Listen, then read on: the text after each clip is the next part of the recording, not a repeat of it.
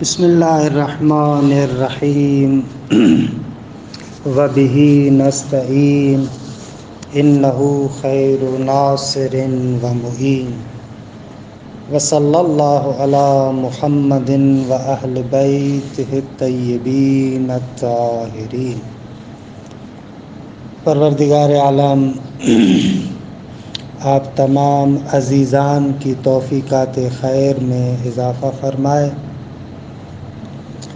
الحمدللہ ہماری گفتگو الموجز کے جزء ثانی میں مقصد سادس اور مقام دوم میں گفتگو ہے کہ مقام دوم اور دوسرا مقام ظنون معتبرہ کے بارے میں ہے۔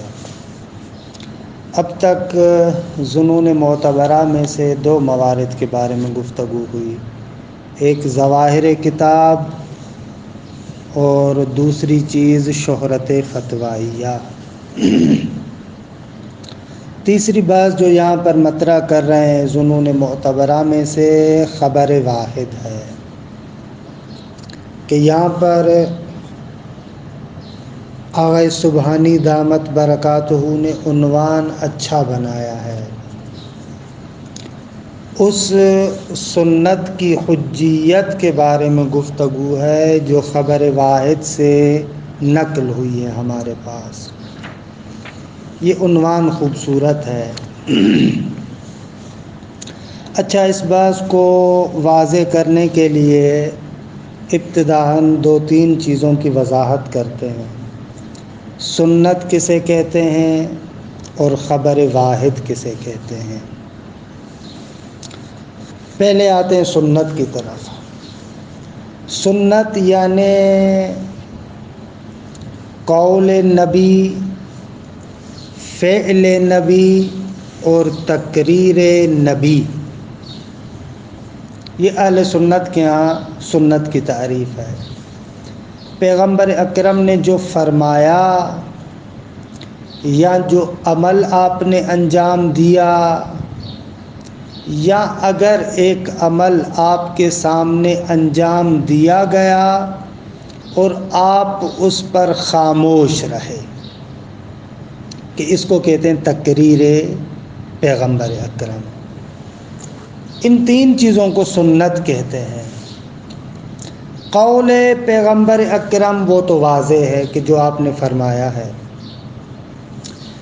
فعل پیغمبر اکرم، اگر کسی فعل کو آپ نے انجام دیا تو یہ اس نقطے کو بیان کرتا ہے کہ وہ کام جائز ہے، البتہ جواز بالمعنی الاعم، جو وجوب، استحباب اور مباح ان سب کو شامل ہے۔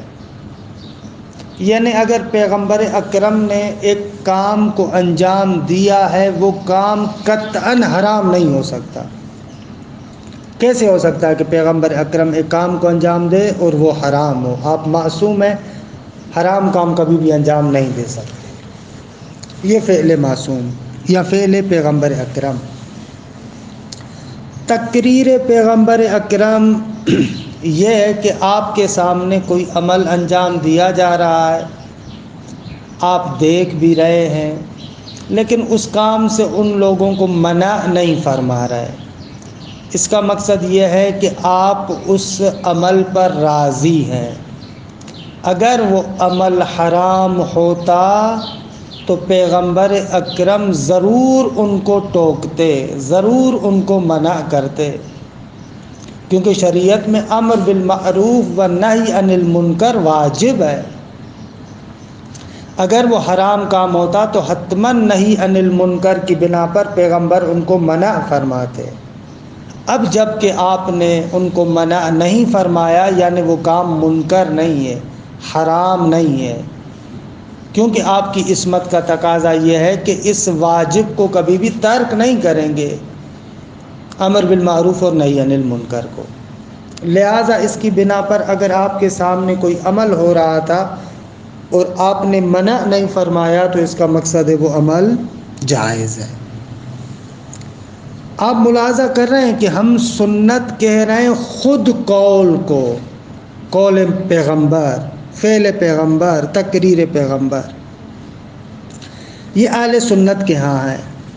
ہمارے ہاں جو اہل تشیع ہیں، مکتب فقہ جعفریہ سے تعلق رکھتے ہیں، ہمارے ہاں سنت کا دائرہ وسیع ہے۔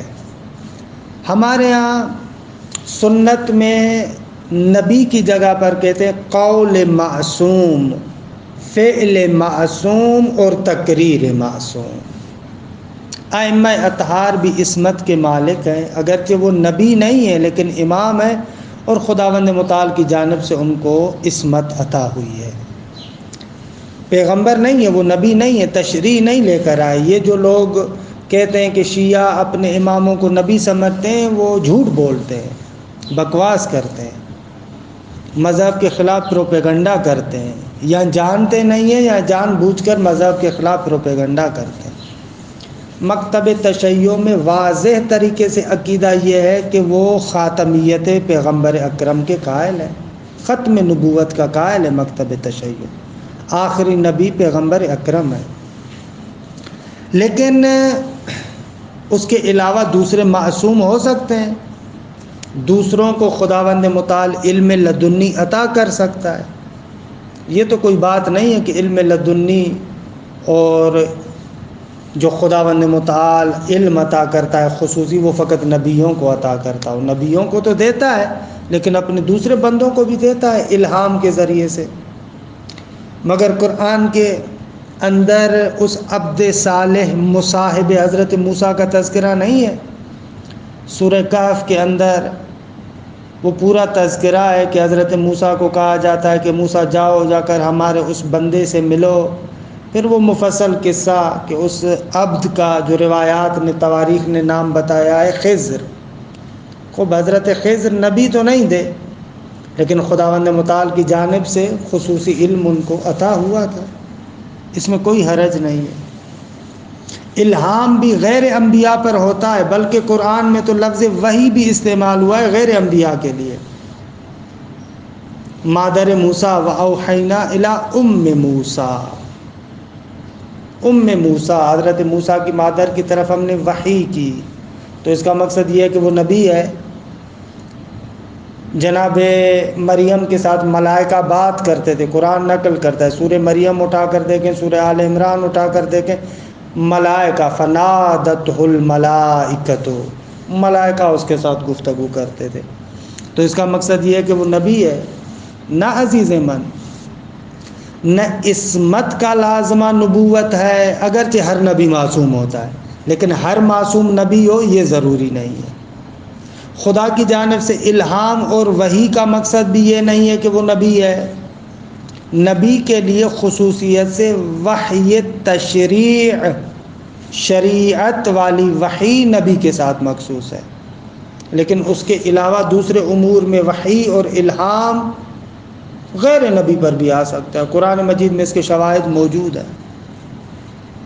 لہٰذا یہ پروپیگنڈا ہے ہم لوگوں کے لیے، مکتب تشیع کے لیے، کہ یہ لوگ پیغمبر کے علاوہ دوسروں کو بھی نبی مانتے ہیں، یہ لوگ خاتمیت نبوت کے قائل نہیں ہیں۔ یہ غلط ہے، خاتمیت نبوت کے قائل ہیں۔ جتنے بھی ہمارے ائمہ ہیں ان میں سے کوئی بھی امام نبی نہیں ہے، اس پر وحی تشریعی نازل نہیں ہوتی، ان پر وحی نازل تھوڑی ہوتی ہے شریعت کی۔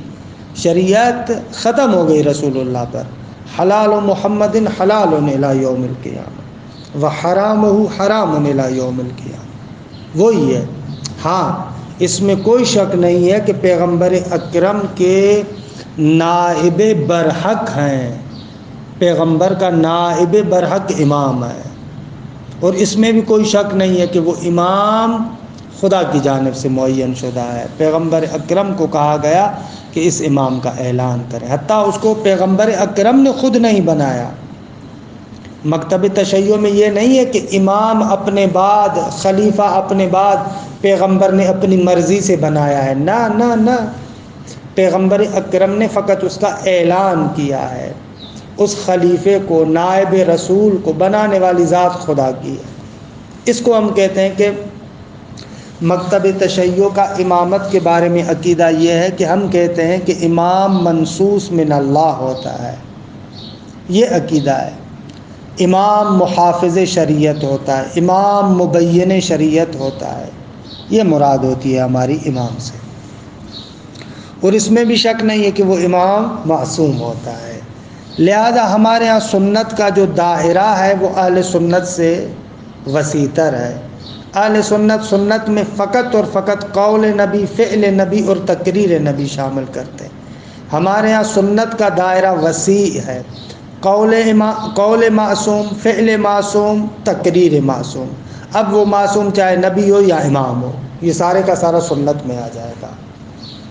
یہ شیعہ اور سنی طرز تفکر میں اور نظریات میں تفاوت ہے سنت کے لحاظ سے۔ اچھا، اب یہ جو سنت ہے ہمارے پاس نقل کیسے ہوتی ہے؟ ہمارے پاس سنت نقل ہوتی ہے روایات کے ذریعے سے، اخبار کے ذریعے سے۔ یہاں سے سمجھیں کہ سنت میں اور روایت میں فرق ہے۔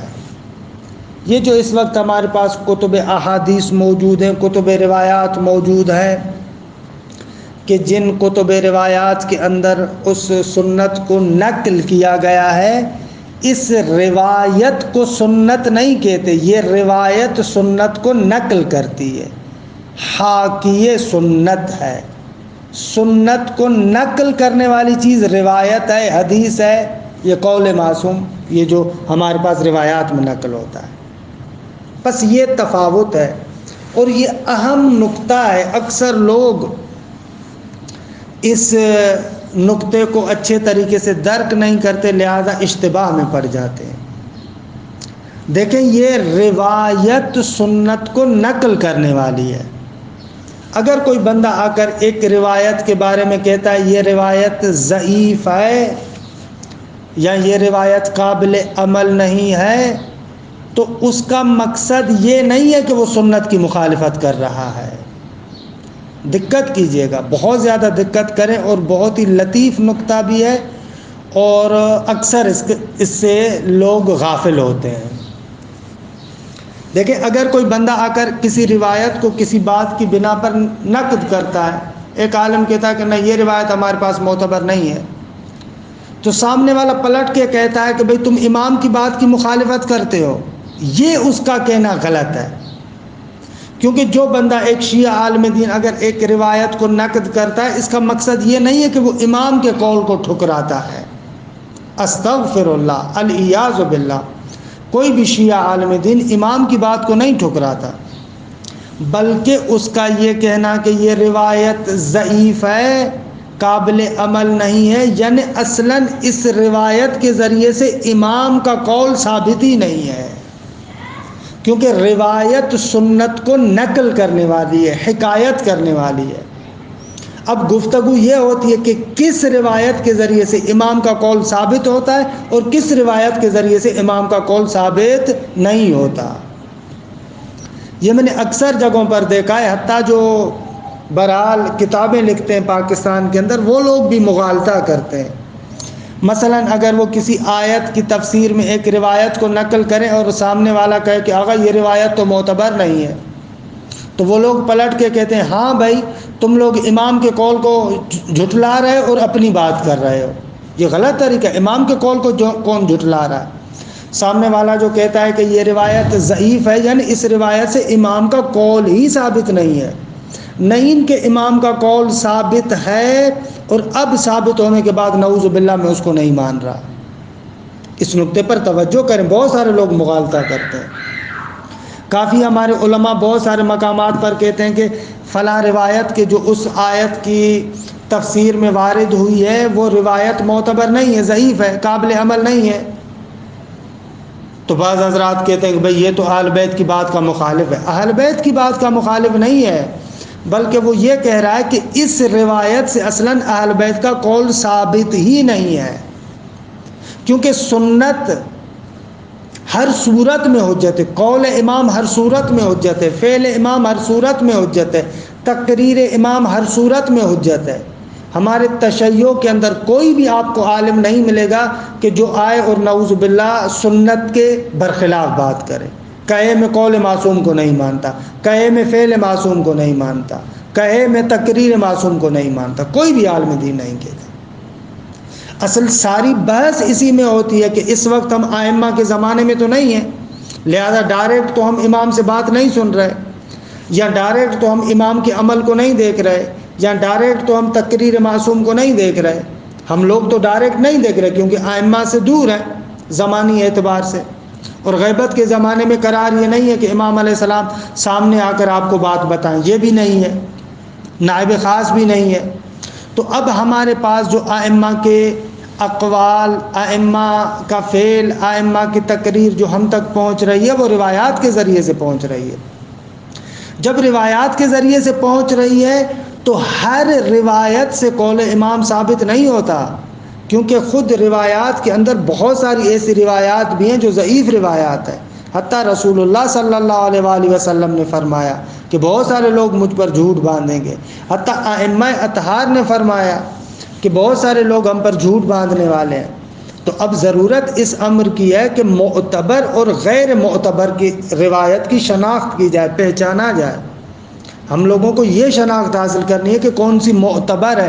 معتبر ہے یعنی ہمارے لیے ثابت ہے کہ یہ امام کا قول ہے، غیر معتبر ہے یعنی ہمارے لیے ثابت نہیں ہے کہ یہ امام کا قول ہے، نہیں کہ ہمارے لیے ثابت ہے اور نعوذ باللہ ہم اس کی مخالفت کرتے ہیں۔ نہ عزیزان، اس نقطے کو سمجھیں، فتأمل جیداً۔ بہت دقیق نقطہ، بہت عمیق نقطہ اور بہت لطیف نقطہ ہے۔ بہت سارے تفسیری مباحث میں، بہت سارے تاریخی مباحث میں یہ آپ کو فائدہ دے گا۔ بہت سارے لوگ اس سے غفلت کرتے ہیں۔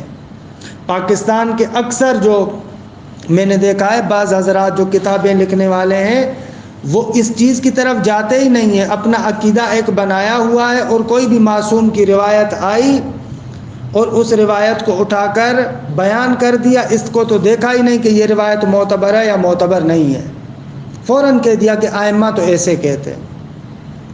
خصوصیت سے مثلا شیخ محمد سے نجفی المعروف ڈھکو صاحب نے جو کتاب لکھی ہے اقامت البرہان علی بطلان التصوف والعرفان، کہ انہوں نے اپنے زعم کے اعتبار سے، اپنے زعم اور گمان میں عرفان کو باطل کیا ہے۔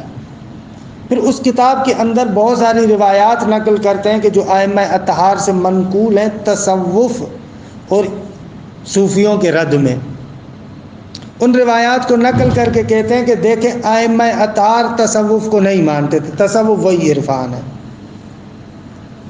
اور ہمارے بہت سارے بیچارے بھولے بھالے افراد جن کو پتہ نہیں ہوتا وہ اس دھونس میں آ جاتے ہیں کہ بھئی ائمہ جب ان کو نہیں مانتے تو ہم کون ہوتے ہیں۔ لیکن عزیز من، اس کتاب پر ہم نے کسی اور مقام پر تبصرہ کیا ہے، تقریباً 2 گھنٹے کا تبصرہ ہے۔ اس تبصرے کے اندر اس پورے کتاب پر ہم نے نقد کیا ہے، اس میں بیان کیا ہے کہ یہ کتاب بالکل علمی ارزش نہیں رکھتا، علمی اعتبار سے اس کی کوئی اہمیت نہیں ہے، کیونکہ جتنی روایات وہاں پر وہ نقل کرتا ہے ساری کی ساری ضعیف روایات۔ جب ساری کی ساری ضعیف روایات نقل کرتا ہے تو ان ضعیف روایات سے یہ کہاں سے ثابت ہوگا کہ ائمہ نے ان عرفاء کو، ان صوفیہ کو رد کیا ہے؟ بھائی امام کی طرف تم نسبت دے رہے ہو، پہلے اس روایت کا اعتبار تو ثابت کرو۔ ساری کی ساری ضعیف روایت ہے۔ اب جب ضعیف روایت ہیں، سامنے والا کہتا ہے کہ آقا یہ روایت تو معتبر نہیں ہے، لیکن ڈھکو صاحب کے ماننے والے پلٹ کے کہتے ہیں تم لوگ امام کے قول کو رد کر رہے ہو۔ بھائی امام کے قول کو کون رد کر رہا ہے؟ کس کے اندر جرأت ہے جو اپنے آپ کو شیعہ کہلائے اور وہ امام کے قول کو رد کرے؟ امام کے قول کو تو کوئی رد نہیں کرتا، بلکہ اس بات کو بیان کر رہا ہے کہ یہ جو تم امام کی طرف نسبت دے رہے ہو یہ تمہاری بات غلط ہے، کیونکہ روایت معتبر ہی نہیں ہے۔ جب معتبر نہیں ہے تو ثابت نہیں ہے کہ یہ امام کا قول ہے۔ بس ابھی جو ہم گفتگو کر رہے ہیں خبر واحد کے بارے میں، کہ انشاءاللہ ابھی میں اس کی وضاحت بھی کروں گا، اس خبر واحد کے اندر گفتگو یہ ہے کہ کس خبر اور روایت کے ذریعے سے ہم کہہ سکتے ہیں کہ معصوم کا قول ثابت ہوتا ہے، سنت ثابت ہوتی ہے، اس کے بارے میں گفتگو ہے۔ اس پر تأمل کریں، اکثر لوگ بیچارے دھوکے کا شکار ہو جاتے ہیں۔ علی ای حال باہر نہ نکلوں، لیکن یہ اہم نقطہ تھا، اکثر لوگ اس سے غفلت کرتے ہیں، لہذا میں نے اس کی طرف اشارہ کر دیا۔ دیکھیں خبر کے جو سنت کی حکایت کرنے والی ہے، جس کے ذریعے سے سنت نقل ہوتی ہے، اس خبر کی ایک لحاظ سے دو قسمیں ہیں، یا خبر متواتر ہے یا خبر واحد ہے۔ خبر متواتر کا مقصد یہ ہے کہ وہ خبر کہ جس خبر کے ذریعے سے ہمیں یقین حاصل ہو جاتا ہے کہ یہ امام کا قول ہے، ہمیں یقین حاصل ہو جاتا ہے کہ یہ سنت ہے۔ بس خبر متواتر وہ ہے کہ جس سے یقین حاصل ہو جاتا ہے۔ اگر خبر متواتر کے ذریعے سے سنت آپ کے لیے نقل ہو رہی ہے تو آپ کو یقین ہو جاتا ہے کہ یہ سنت ہے۔ اچھا، خبر متواتر ویسے کہتے کسے ہیں؟ خبر متواتر یعنی وہ خبر جس کو ایک ایسا گروہ نقل کرے کہ جو اتنا کثیر گروہ ہے کہ جن کے قول سے انسان کو یقین حاصل ہو جائے اور انسان کو پتہ ہو کہ یہ سارے کے سارے افراد جھوٹ پر گٹھ بندھن نہیں کر سکتے، جھوٹ پر تبانی نہیں کر سکتے، جھوٹ پر اتفاق نہیں کر سکتے۔ اتنا گروہ ہے، لوگوں کا اتنا گروہ ہے کہ جو اس کو نقل کر رہا ہے، جس سے ہمیں پتہ چل رہا ہے کہ یہ لوگ جھوٹ پر گٹھ بندھن نہیں کریں گے۔ ان کا تواطؤ بر کذب عادتاً محال ہو، اسے کہتے ہیں خبر متواتر۔ اچھا، قضایہ متواترات کے بارے میں ہم نے منطق کے اندر گفتگو کی ہے، منطق جزء ثالث میں، وہاں پر ہم نے قضایہ متواترات کے بارے میں بحث کی ہے۔ جو بندہ مراجعہ کرنا چاہے وہاں پر بھی مراجعہ کر سکتا ہے۔ یہ ہو گئی خبر متواتر۔ خبر واحد کسے کہتے ہیں؟ خبر واحد یعنی جو مفید یقین نہ ہو۔ یہ نقطہ بھی سمجھ لیں، خبر واحد کا مقصد حتماً یہ نہیں ہے کہ ایک بندہ خبر نقل کرے، نہ، خبر واحد کا مقصد یہ ہے کہ وہ خبر کہ جس سے یقین حاصل نہ ہو، معمولاً مفید ظن ہوتی ہے۔ درست ہے؟ یہ اشتباہ ہے۔ خبر واحد کو بعض لوگ سمجھتے ہیں خبر واحد یعنی ایک بندے کی خبر، نہ نہ نہ، یہ تعریف غلط ہے۔ خبر واحد یعنی وہ خبر جس سے یقین حاصل نہ ہو، آپ کو معمولاً مظنہ، ظن اور گمان حاصل ہوتا ہے، اسے خبر واحد کہتے ہیں۔ اچھا، یہ جو خبر واحد ہے یا طرق متعددہ سے نقل ہوتی ہے، یعنی 2 3 4 بندے نقل کرتے ہیں لیکن تواتر کی حد تک نہیں پہنچی، ایک سے زیادہ بندے نقل کر رہے ہیں لیکن تواتر کی حد تک نہیں پہنچی یہ بات، خوب اس خبر کو کہتے ہیں خبر مستفیض۔ یہ خبر مستفیض بھی خبر واحد کی قسم ہے، ایک بندے نے نقل نہیں کیا، 4 5 بندوں نے، 2 3 بندوں نے نقل کیا ہے، درست ہے، ایک سے زیادہ افراد نے، متعدد افراد نے نقل کیا، لیکن بہرحال ابھی تک وہ خبر تواتر کی حد تک نہیں پہنچی، یعنی یقین حاصل نہیں ہو رہا، اس کو کہتے ہیں خبر واحد مستفیض۔ یا اس کو متعدد افراد نے نقل نہیں کیا بلکہ کسی ایک بندے نے فرض کرے نقل کیا، تو وہ خبر واحد غیر مستفیض کہلائے گی۔ بس مستفیض اور غیر مستفیض خبر واحد کی قسمیں۔ اچھا، اس میں تو کوئی شک نہیں ہے کہ خبر متواتر حجت ہے، خبر متواتر کے ذریعے سے قطعاً سنت نقل ہو جائے گی، کیونکہ ہمیں یقین حاصل ہوتا ہے، خوب یقین کی حجیت تو ذاتی ہے، آپ پڑھ چکے ہیں، لہذا خبر متواتر کے بارے میں تو گفتگو نہیں ہے۔ بحث ہے خبر واحد کے بارے میں، کیونکہ خبر واحد چاہے مستفیض ہو یا غیر مستفیض ہو، اس کے ذریعے سے جو سنت نقل ہوتی ہے ہمیں یقین تو حاصل نہیں ہوتا، ہمیں گمان ہوتا ہے۔ اب سوال یہ ہے کہ آیا خبر واحد سے سنت ثابت ہو جاتی ہے یا سنت ثابت نہیں ہوتی؟ اسی بات کو کہتے ہیں کہ خبر واحد آیا حجت ہے یا حجت نہیں ہے۔ اور دیکھیں ہماری بحث کے ساتھ بھی اس کا اس طریقے سے تعلق ہے کہ خبر واحد ظنون میں سے، کیونکہ یقین تو نہیں حاصل ہوتا نا کہ اس کے ذریعے سے سنت ثابت ہے، یقین تو نہیں ہو رہا، ظن ہو رہا ہے، گمان ہو رہا ہے، لیکن اس ظن اور گمان کی حجیت کہاں سے ثابت ہو رہی ہے؟ کیونکہ ظن اور گمان میں تو اصل اولی عدم حجیت ہے، لہذا اب بحث ہوتی ہے کہ اگر سنت خبر واحد کے ذریعے سے نقل ہو تو وہ حجت ہے یا حجت نہیں ہے، یا آسان لفظوں میں کہتے ہیں کہ خبر واحد حجت ہے یا حجت نہیں ہے۔ علماء کے مابین اختلاف ہے۔ ہمارے بعض قدما بزرگان کہتے ہیں کہ خبر واحد حجت نہیں ہے، جیسے شیخ مفید، سید مرتضیٰ، قاضی ابن براج، مرحوم طبرسی، ابن ادریس ہلی، یہ لوگ کہتے ہیں خبر واحد حجت نہیں ہے۔ ان کے برخلاف بعض بزرگان شیخ طوسی اور جتنے بھی متاخرین ہیں وہ سب کے سب کہتے ہیں کہ خبر واحد حجت ہے، یعنی خبر واحد کے ذریعے سے آپ سنت کو ثابت کر سکتے ہیں۔ لہذا ہماری گفتگو اب یہاں پر یہ ہوگی کہ آیا خبر واحد حجت ہے یا نہیں، خبر واحد کے ذریعے سے سنت ثابت ہوتی ہے یا نہیں ہوتی۔ دوسرے لفظوں میں یہ خبر واحد ظنون خاصہ میں سے ہے یا ظنون خاصہ میں سے نہیں ہے۔ بسم اللہ الرحمن الرحیم۔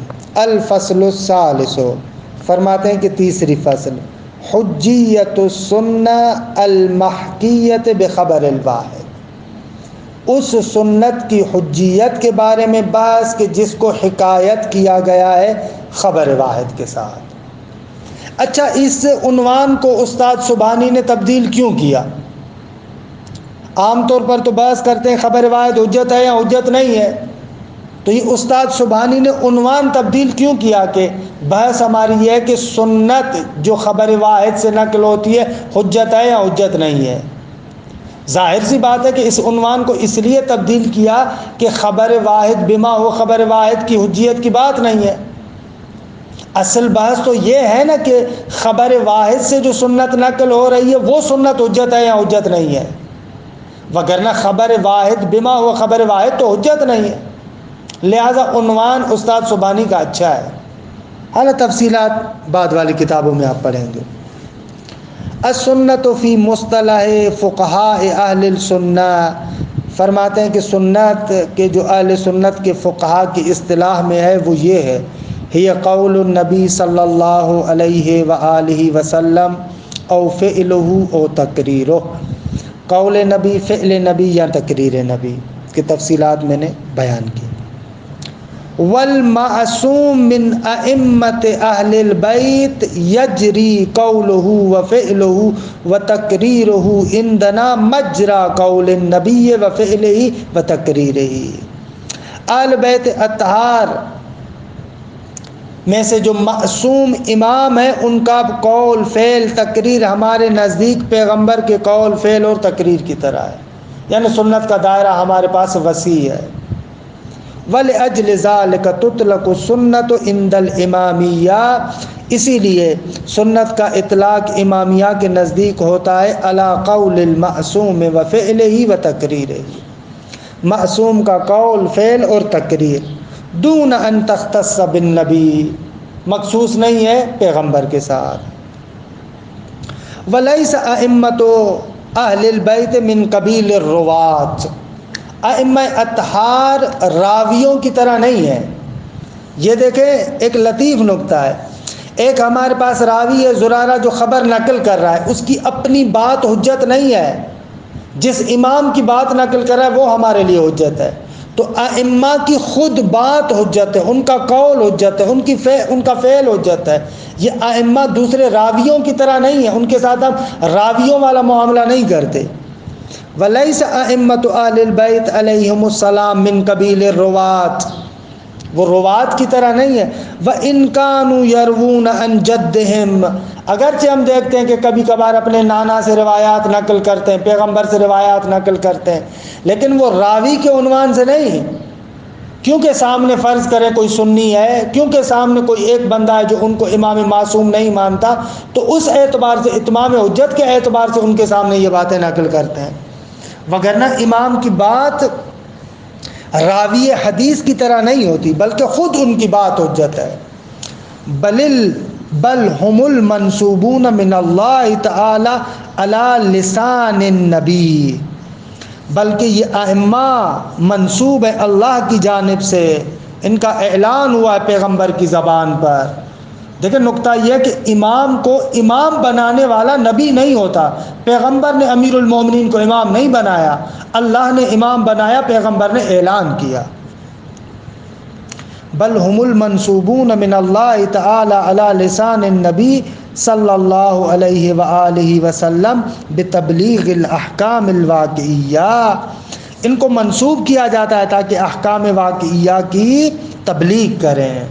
یہاں سے بیان کر رہے ہیں کہ ان کو ہم رسول اور نبی نہیں مانتے، وہ احکامات کے جو رسول اللہ پر نازل ہوئے انہی احکامات کی تبلیغ کرتے ہیں، تبیین کرتے ہیں، انہی کو بیان کرتے ہیں۔ فقد رزقوا من جانبہ سبحانہ علما لصالح الامہ، امت کی اصلاح کے لیے، امت کی اچھائی کے لیے خداوند متعال کی جانب سے ان کو علم لدنی عطا ہوا ہے۔ کہ یہ علم کلام میں آپ بحث پڑھتے منابع علم خدا مختلف، منابع علم اہل بیت مختلف ہے۔ ایک منبع یہ کہ خدا کی جانب سے الہام بھی ہوتا ہے۔ کما رزق مصاحب النبی موسیٰ علما کذالک، کوئی بندہ کہے کہ بھئی یہ تو پھر آپ ان کو نبی مان رہے ہیں، اگر اللہ کی جانب سے ڈائریکٹ ان پر الہام ہوتا ہے تو ہم کہتے ہیں کہ نہ، وہ تشریع اور وحی تھوڑی ہے، اور الہام نبی کے ساتھ مخصوص نہیں ہے، بلکہ لفظ وحی بھی استعمال ہوا ہے غیر نبی کے لیے۔ مگر جو مصاحب موسیٰ تھا، جو حضرت موسیٰ کے ساتھ تھا، وہ عبد خدا، وہ کوئی نبی تھا؟ نہ، نبی نہیں تھا، لیکن خدا کی جانب سے علم لدنی ملا تھا اسے۔ من دون ان یکون نبیا، بغیر اس کے کہ وہ نبی ہو۔ حضرت خضر نبی نہیں تھا، لیکن علم کتنا عطا ہوا۔ قال سبحانہ فوجد عبدا من عبادنا آتیناہ رحمتا من عندنا وعلمناہ من لدنا علما۔ یہ سورہ کہف میں حضرت موسیٰ اور خضر کا قصہ پڑھنے والا ہے، جا کر پڑھیے گا۔ فوجد، حضرت موسیٰ اور ان کے ساتھ جو فتح تھے، کہتے یوشع بن نون تھے، ان دونوں نے پایا عبدا من عبادنا، ہمارے بندوں میں سے ایک خالص بندے کو، کہ آتیناہ رحمتا من عندنا، کہ جس کو ہم نے اپنی جانب سے خصوصی رحمت عطا کی دی، وعلمناہ من لدنا علما، اور اس کو ہم نے اپنی جانب سے خصوصی علم اور علم لدنی عطا کیا تھا۔ علم لدنی یعنی وہ علم کے جو بغیر واسطہ بشر ہو، اس میں کسی بشر کا واسطہ نہیں ہے، ڈائریکٹ خدا کی جانب سے ملتا ہے۔ فَإِنَّهُمْ عِلْمُ الشَّرِيعَةِ وَإِن لَمْ يَكُونُوا أَنْبِيَاءَ وَلَا رُسُلًا، یہ خود اصل بحث کے ساتھ تعلق ہے۔ بس ائمہ آل بیت کے پاس علم شریعت ہے، وَإِن لَمْ يَكُونُوا أَنْبِيَاءَ وَلَا رُسُلًا، اگرچہ وہ نہ نبی تھے نہ رسول تھے، لیکن علم شریعت تھا، خدا ان کو عطا کرتا تھا۔ ختم بس۔ ثم ان الخبر الحاکی للسنت، کہ اس پر توجہ کریں، وہ خبر کہ جو حکایت کرتی ہے سنت کی، اما خبر متواتر او خبر واحد، یا وہ خبر متواتر ہے یا وہ خبر واحد ہے۔ ثم ان خبر الواحد، وہ جو خبر واحد ہے، اما، دیکھیں الخبر الواحد کہا ہے، خبر الواحد نہیں کہا۔ اس کا نقطہ بھی یہ ہے کہ خبر واحد یہ نہیں ہے کہ کوئی ایک بندے کی خبر ہو، خبر واحد یعنی جو مفید یقین نہ ہو۔ اما منقول بطرق متعددۃ، یا تو وہ خبر متعدد طریقوں سے نقل ہوتی ہے، من دون ان یبلغ حد التواتر، بغیر اس کے کہ وہ حد تواتر تک پہنچے۔ خبر متواتر یعنی جو خبر یقینی ہے، خبر واحد جو حد تواتر تک نہ پہنچے، لیکن اس کی دو قسمیں، یا تو متعدد طریقوں سے نقل ہوئی ہے، 2-3 بندوں نے اس کو نقل کیا ہے، 3-4 بندوں نے نقل کیا ہے، لیکن تواتر کی حد تک نہیں ہے، فهو مستفیض، اس کو خبر مستفیض کہتے ہیں۔ وَإِلَّا، اگر متعدد طرق سے نہ ہو خبر واحد بلکہ ایک ہی بندے نے نقل کیا ہو، فغیر مستفیض، وہ خبر مستفیض نہیں ہے۔ ولا شک فی ان الخبر المتواتر یفید العلم، فرماتے ہیں اس میں کوئی شک نہیں ہے کہ خبر واحد، خبر متواتر مفید علم ہے۔ ولا کلام فی حجیت، اور اس کی حجیت میں بھی کوئی کلام اور شک نہیں ہے۔ وَإِنَّمَا الْكَلَامُ فِي حُجِّيَّةِ الْخَبَرِ الْوَاحِدِ، لیکن بس خبر واحد کی حجیت میں، کیونکہ تواتر مفید یقین ہے، مفید یقین ہے، یقین کی حجیت ذاتی ہے، لیکن خبر واحد حالانکہ وہ چاہے مستفیض ہو یا غیر مستفیض ہو، اس میں بحث ہے، کیونکہ مفید علم نہیں ہے۔ فقد اختلفت کلمۃ اصحابنا فی ذلک، ہمارے بزرگان کا اس میں اختلاف ہے۔ پہلا قول، ذهب الشیخ المفید و سید المرتضی والقاضی ابن براج و طبرسی و ابن ادریس، یہ بزرگان کہتے الی عدم جواز العمل بالخبر الواحد فی الشریعہ، کہتے ہیں شریعت میں خبر واحد پر عمل کرنا جائز نہیں ہے۔ وذهب الشیخ الطوسی وقاطبۃ المتأخرین الی حجیتہ، ان کے مقابلے میں شیخ طوسی اور جتنے بھی متأخرین ہیں وہ سب کہتے ہیں خبر روایت پر عمل کرنا درست ہے اور خبر روایت حجت ہے۔ والمقصود فی المقام، فرماتے ہیں کہ اس مقام پر ہمارا مقصود کیا ہے؟ اثبات حجیت ہی بالخصوص، اس کی حجیت کو ثابت کرنا ہے، آیا اس کی حجیت پر دلیل خاص موجود ہے یا نہیں۔ وفی الجملہ، اور خبر واحد کو بھی ہم جو ثابت کر رہے ہیں قضیہ محملہ کے عنوان سے، ہم یہ نہیں کہتے ہر خبر واحد حجت ہے، لیکن صرف کہتے ہیں فی الجملہ خبر واحد حجت ہے، فی الجملہ یعنی قضیہ محملہ کے عنوان سے، تمام کی بات نہیں کرے، سلب کلی کے مقابلے میں فی الجملہ قضیہ محملہ کے عنوان سے کہ موجب جزئیہ کی قوت میں ہوتا ہے، مقابل سلب الکلی، سلب کلی کے مقابلے میں جو کہتے ہیں اصلاً حجت نہیں ہے، ان کے مقابلے میں ہم کہہ رہے ہیں کہ خبر واحد فی الجملہ حجت ہے۔ اس کے شرائط کیا ہیں، ضوابط کیا ہیں، وہ اپنی جگہ پر، لیکن بہرحال خبر واحد فی الجملہ حجت ہے۔ وَأَمَّا الْبَحْثُ عَنْ سَعَةِ حُجِّيَّتِهِ، لیکن اس خبر واحد کی حجیت کا دائرہ کہاں تک ہے؟ سَنُشِيرُ إِلَيْهَا بَعْدَ الْفِرَاغِ عَنِ الْأَدِلَّةِ، جب ہم نے دونوں طرفوں کے ادلہ کو بیان کر دیا اس کے بعد بیان کریں گے کہ خبر واحد کی حجیت کا دائرہ کہاں تک ہے۔ وقد استدلوا علی حجیتہ بالادلۃ الاربعہ، کہ مثبتین کے ادلہ انشاءاللہ کل ذکر کریں گے جو کہتے ہیں کہ خبر واحد حجت ہے۔ وصلی اللہ علی محمد و اہل بیتہ الطیبین الطاہرین۔